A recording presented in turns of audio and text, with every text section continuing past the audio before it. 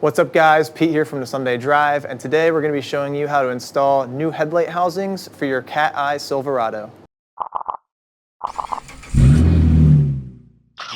So behind me is my 2004 Silverado, and these headlights have seen better days. Years of sandblasting and UV has finally taken its toll to the point where it's getting hard to see at night and it just doesn't look good. Everyone knows that cleaning up your headlights or new headlights can be one of the best mods you can do to a car to make it look refreshed. So I went ahead and got some aftermarket headlight housings, which I know can sometimes be controversial, but we're gonna try them out and let you know how they work. Now these headlights are made by AUTOSAVER88. So there's three major reasons why aftermarket headlights could be considered controversial. And I would say number one would be the weatherproofing. Oftentimes when you get aftermarket headlights, they might allow moisture to get into them. So we were thinking about preemptively weatherproofing them, but we want to see how they come from the factory. Number two is how well do the housings hold up to the elements like UV and sandblasting. Obviously, time takes its toll on everything, but will these hold up for nearly as long as the factory headlights? Number three would be, how does the light beam project? So is this going to be blinding people on the road? Is the beam too narrow? Is it adjustable enough? So one of the things about these headlights is it does have a height alignment or adjustment. Now originally I was just going to get factory headlight replacements, but these ones caught my eye. I really like them because they have this LED driving light, which I think looks really cool, and it's super easy to install. So what we're gonna do is install them, and then we'll do a long-term update on them in the future, so stay tuned for that. And of course, as always, we'll have them linked in the description below in case you're interested in purchasing them. Disclaimer, we did not get these headlights sent to us for free. We did purchase them with our own money, so this is not a sponsored video, and it'll be an affiliate link. So in case you don't know, every time you purchase through that affiliate link, we get a little bit of kickback. It helps us out to keep the channel growing, but it does not increase the price for you in any way. So without further ado, let's get these installed. So as you can see, these headlights look way more sleek than the factory headlights. The corners are not orange, they're white, and the housings are painted black, so it gives it a little bit more of an aggressive look.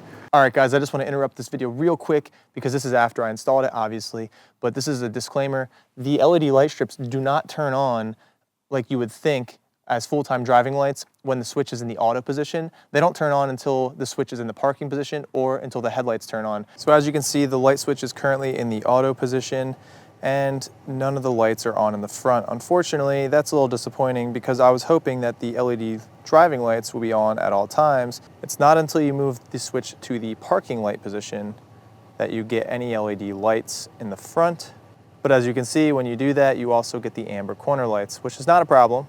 Finally, if you manually go to the headlight position, you'll see that all of the lights are illuminated. The amber corner lights, the LED light strip, and the headlights are all powered on. So at night, you do get that good LED light strip look with the headlights. I think it looks awesome, especially around dusk time. And if you want the LED light strips on during the day, you can keep it in the parking light position. But you want to remember to turn it to off or back to the auto position.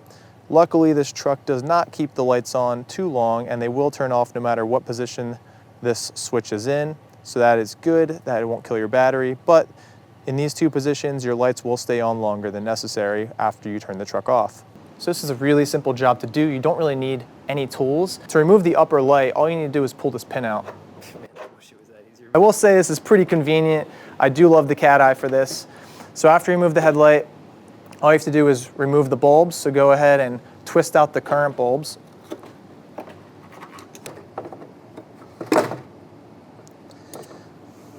Now it's usually said that you don't want to touch the bulbs with your fingers because the oils from your skin can compromise the bulb. Before we did anything, we parked the truck about 6 foot away from a wall and we measured the height of the top of the beam. That way we can make sure that the new beams will be at the same level. This way we won't be blinding anyone on the road. Now the bottom housing is even easier to remove. It's held in by one clip. So if you come on the outside and you push down on this little clip here, the housing will pop out.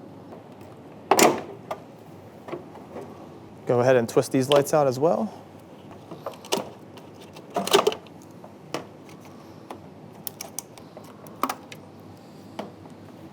And there you go. So we're actually going to install these lights reverse of how we remove them. We're going to put the top light in first. We're going to run this wire for the driving lights through the back of this plastic here, and then out the bottom. And then this is where we'll tap in to the driving lights for the bottom light. But we can go ahead and put the bulbs in up here. Now, just like with your factory headlights, this takes 9005 and 9006 bulbs. The 9005 is for the high beam and the 9006 is for the low beam.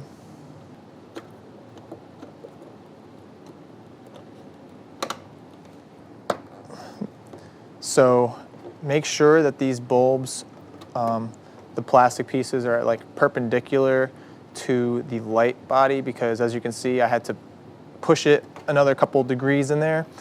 I'm wondering if not everyone does that, and then that doesn't allow for a good seal between the light and the housing, and maybe that allows moisture to get inside. So make sure that's in there all the way. Now just go ahead and align these holes and push the pin through.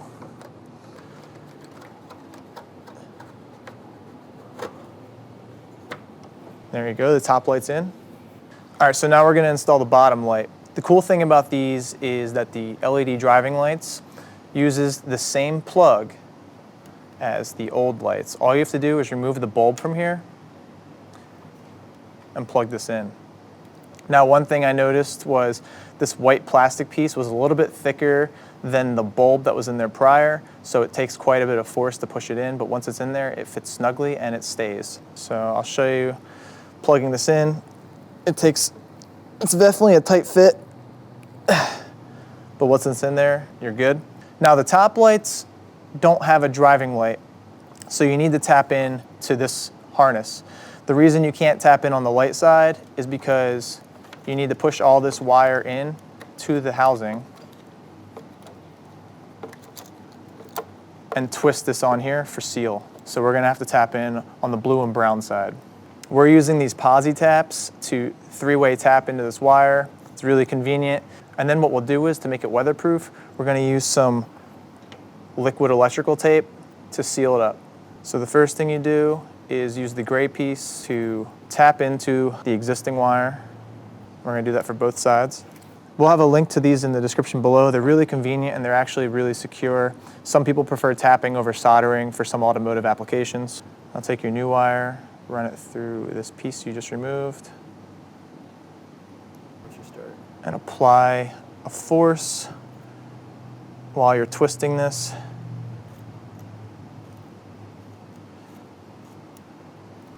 And there you go. It's a nice secure fit.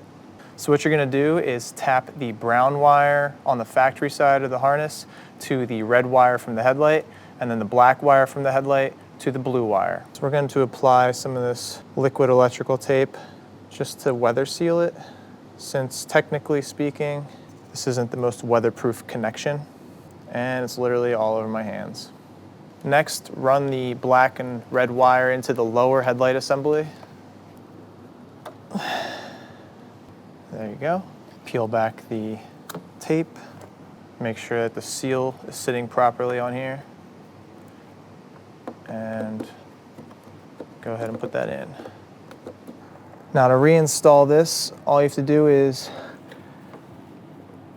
put the inside in first and push it in. So I've had these headlights installed for about 3 weeks now, and I've gone through 2 major rainstorms and a snowstorm. And as you can see, no moisture has gotten inside of these lenses. So I can say that this set seems to be sealed pretty well from the factory. So in case you're worried about that, I got lucky. Your mileage may vary. So there you go, guys. That is how you install new headlight housings in your Cat Eye Silverado, and also wire up LED driving lights. If you found this video to be helpful, please give us a big like and subscribe, and thanks for watching.